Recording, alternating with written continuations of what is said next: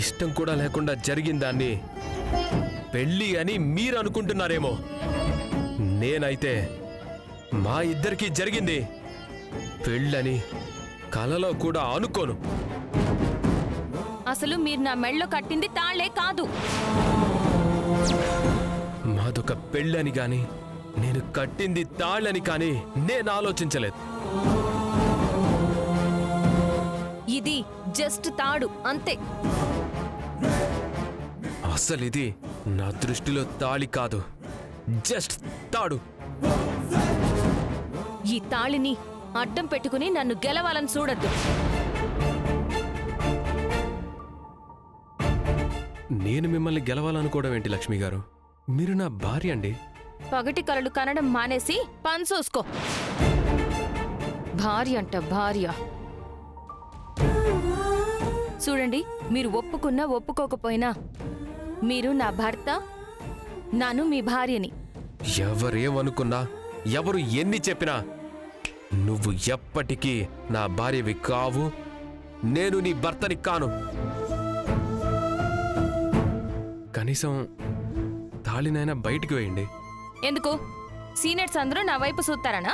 నీకు నాకు పెళ్ళైనట్టు కానీ, నువ్వు నేను వైఫ్ అండ్ హస్బెండ్ అన్నట్టు కానీ కాలేజ్లో ఒక్కరికి కూడా తెలియకూడదు. ఆ పప్పులేం ఉడకవు. అయినా నువ్వు చాలా ఎక్కువ చేస్తున్నావు. నువ్వంటే నాకిష్టం లేదు. నీతో మాట్లాడాలన్న ఇంట్రెస్ట్ కూడా లేదు. నీ లిమిట్స్లో నువ్వుంటే నీకు మంచిది, నాకు మంచిది. లక్ష్మి గారు, అంత ఇష్టం లేనప్పుడు నన్నెందుకు పెళ్లి చేసుకున్నారు? నాన్న పెళ్లి చేసుకోలేదు. మీ తాతయ్య నానమ్మల కోసం నీ చేత తాళి కట్టించుకున్నాను. నా పసుపు కుంకాలు రాలిపోకుండా కాపాడ్రా. సరే, కడతాను.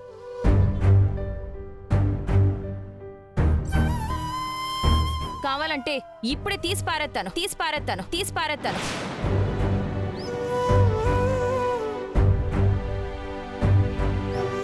నువ్వు కట్టిన తాళి తీసుకుని నా నుండి దూరంగా వెళ్ళిపో. ఏం మాట్లాడుతున్నారు లక్ష్మి గారు? చూడండి, నేను ఆల్రెడీ ఒక అబ్బాయిని లవ్ చేస్తున్నాను. నువ్వు నా లైఫ్లోకి అడుగు పెట్టక ముందే నా లైఫ్లో వేరే అమ్మాయి ఉంది. నా కర్మ కాలి మీతో తాళి కట్టించుకున్నాను. ఈ ఇంట్లో ఉండాలి అనుకుంటే నీ లిమిట్స్లో నువ్వుండు. లక్ష్మి గారు,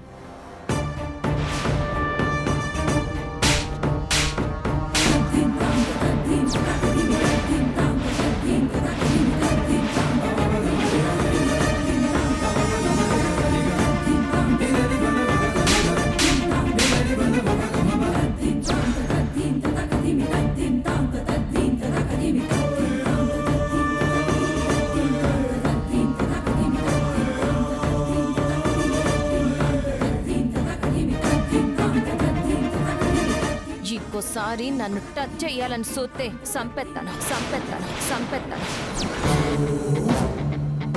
ఇక్కడి వరకే నువ్వు నాతో కలిసి రావాల్సింది. ఇక్కడి నుంచి నీ దారి నీది, నా దారి నాది.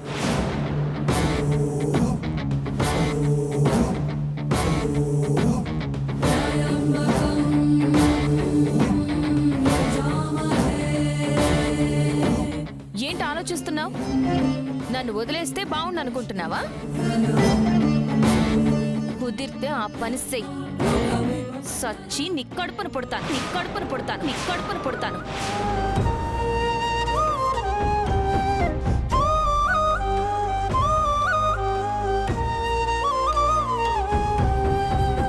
అంతేగాని ఇక్కడే ఉండి నా ప్రాణం తీయకు.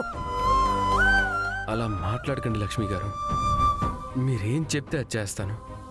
మీరు ఎలా చెప్తే అలా వింటాను. మీరు వెళ్ళిపోని మాత్రం అనద్దు.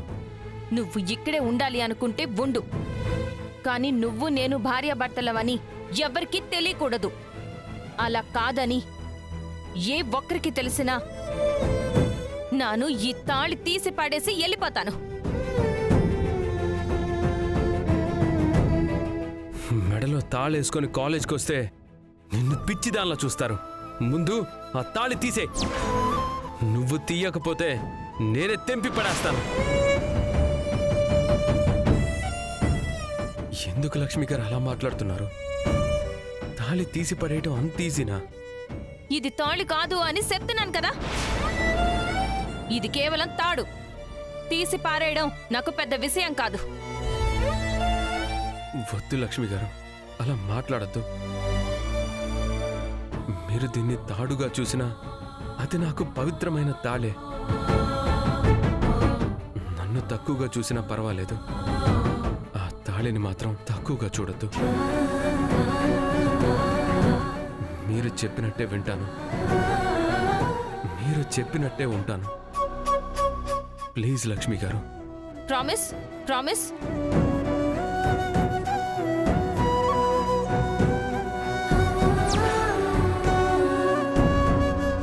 మీరు సంతోషంగా ఉండడం కోసం మీరు చెప్పినట్టు నా నీ తాళిని దాచేస్తానులేండి. నువ్వు కాలేజీలో అడుగుపెట్టిన ప్రతిసారి నువ్వు ఇలాగే ఉండాలి. ప్రామిస్ చేయి.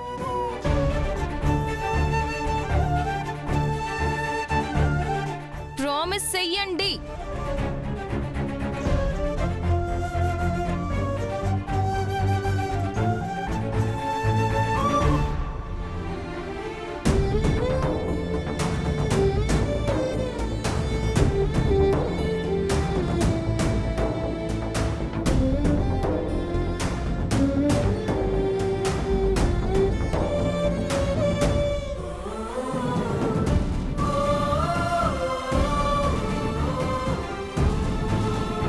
ఓకే, నువ్వు నీ లిమిట్స్ లో ఉన్నంత వరకు నాకు ఓకే. లక్ష్మి గారు,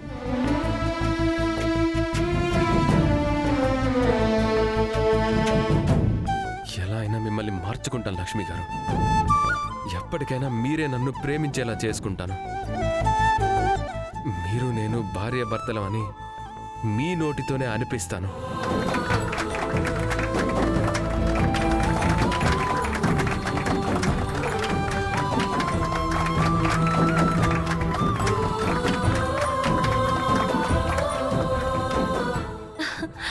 మధుబాబు, నీలా బాసేసానా?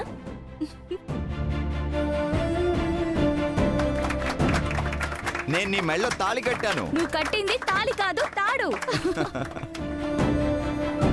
ఇద్దరు చాలా అద్భుతంగా పర్ఫామ్ చేశారు. అండ్ ఇప్పుడు ఇలాంటి సిచ్యువేషన్ లో ఇష్టం లేకుండా పెళ్లి చేసుకున్న జంట ఎంత కష్టపడుతున్నారు అనేది కళ్ళకు కట్టినట్టుగా చూపించారు.